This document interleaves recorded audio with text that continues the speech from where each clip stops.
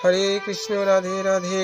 রাধা কৃপা 56 ইউটিউব চ্যানেলের পক্ষ থেকে অনন্ত কোটি সাধুগুরু বৈষ্ণবের চরণে এ অধম সুখদেব দাসের অনন্ত কোটি ধন্যবাদ প্রণতি জ্ঞাপন রেখে আজকের আমি আপনাদের সামনে কিছু হরিকথা বলার প্রয়াস করব।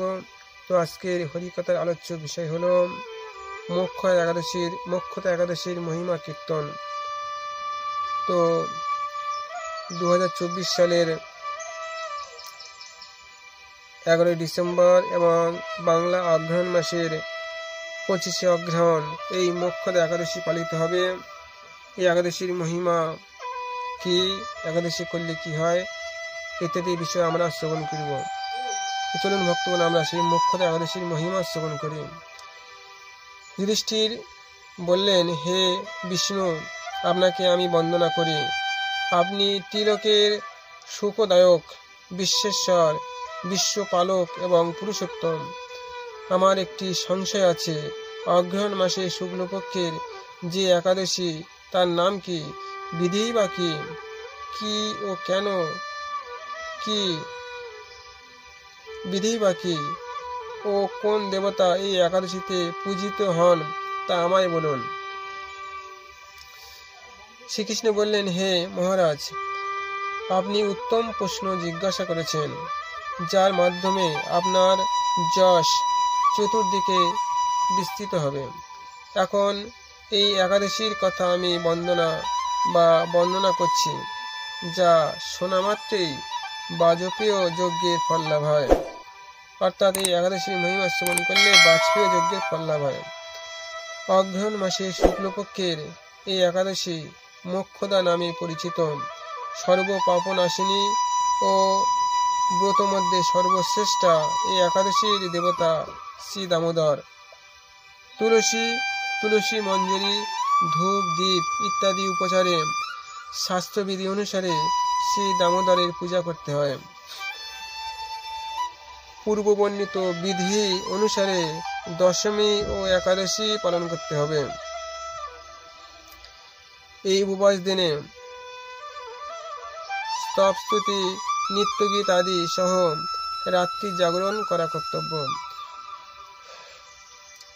একাদশীর দিনে যদি আমরা ভগবানের সামনে বিভিন্ন ভজন করি, নৃত্য করি, ভজন রঙ্গে নৃত্য করি এবং যদি রাত জাগি, তাহলে অতীব মঙ্গল সাধিত হয়, ভগবানের পরিপূর্ণ কৃপা আমরা লাভ করতে পারি। ভগবান বললেন, হে মহারাজ, প্রসঙ্গক্রমে একটি অলৌকিক কাহিনী আমি বলছি। মনোযোগ দিয়ে এই ইতিহাস শ্রবণ মাত্রই সর্বপাপ ক্ষয় হয়। যে পিতৃপুরুষেরা নিজ নিজ পাপে অধৈর্যনি প্রাপ্ত হয়েছে, এই ব্রত পালনের পুণ্যফল বিন্দুমাত্র তাদেরকে দান করলে তারাও মুক্তি লাভের যোগ্য হন। অর্থাৎ যদি কোনো পরিবারের কোনো ব্যক্তি যদি মরার পর নরকগামী হয়, তাহলে যে ব্যক্তি মারা গেছে তার বংশে যদি কোনো কেউ এই ব্রত মোক্ষদা একাদশী ব্রত পালন করে, তাহলে সেই ব্যক্তির একাদশী ব্রত পালনের পুণ্যের দ্বারা সেই মৃত ব্যক্তি যারা নরকগামী হয়েছে তারাও কিন্তু উদ্ধার প্রাপ্ত হতে পারে। কোন এক সময় মনোরম চম্পক নগরে বৈখানস নামে এক রাজা ছিলেন। তিনি ছিলেন সমস্ত বৈষ্ণব সদ্গুণে বিভূষিত। প্রজাদের তিনি পুত্রের মতো পালন করতেন। তাঁর রাজ্যে বহু বেদজ্ঞ ব্রাহ্মণ বাস করতেন। রাজ্যে সকলেই ছিল বেশ সমৃদ্ধশালী। একবার রাজা স্বপ্ন দেখলেন যে তার পিতা নরকে পতিত হয়েছে। তা দেখে তিনি অত্যন্ত বিস্মিত হলেন। পরদিন ব্রাহ্মণদের ডেকে বলতে লাগলেন, হে ব্রাহ্মণগণ, গত রাত্রিতে স্বপ্নে নরক যাতনায় পিতাকে কষ্ট পেতে দেখে আমার হৃদয় বিদীর্ণ হচ্ছে।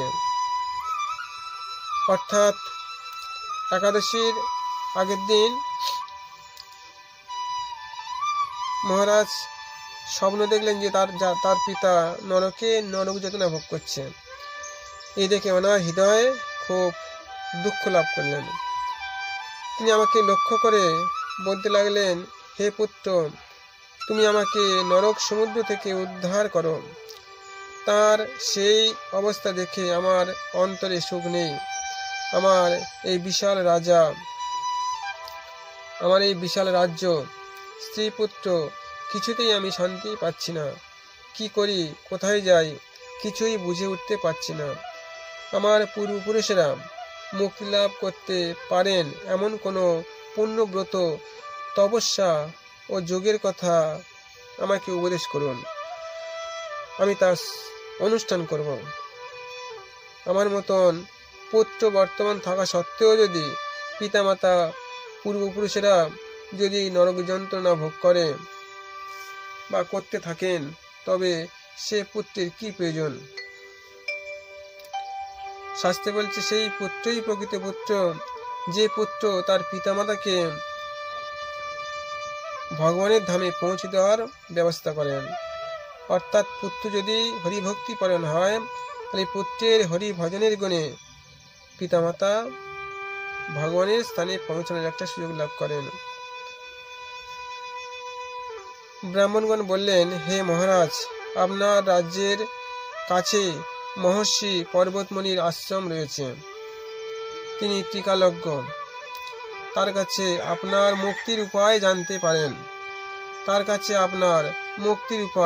জানতে পারবেন। ব্রাহ্মণদের উপদেশ শ্রবণ করে মহাত্মা বৈখানস তাঁর সঙ্গে